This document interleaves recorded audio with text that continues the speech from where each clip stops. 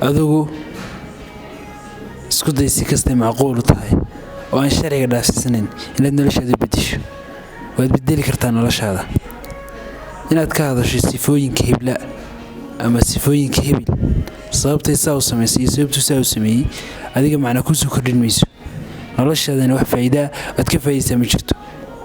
laakiinse waxa ka qurux badan inaad barato 10 sifo aad ugu guuleysan karto 10 sifo aad manage gareyn karto naftaada isku day inaad maalin walba wax ka ogaato naftaada laakiin isku day maalin walba inaad qof kale arrimo isaga ku saabsan aad ogaatid waa macquul laakiin ma jiraan waxaan macquul ahayn inaad cabsato waxa kaaga fiican inaad gurigiina iskaga jirto cabsidu waa shay kaliya ka hortagaya noloshaada isbedel ku samayso ama inaad ka ururto shay aanad wali qabo wax kasta intaan waqtigiisa la gaarin laakiin haddii waqtigu soo dhow ku yimaado waxaad ka qaadaysaa anxious ama waxa loo yaqaan werwer waad ku dawaqaysaa isku day inaad ballamaha sidii tahay u oofiso xilliga lagu la ballamo inaad ka soo baxdo noloshaada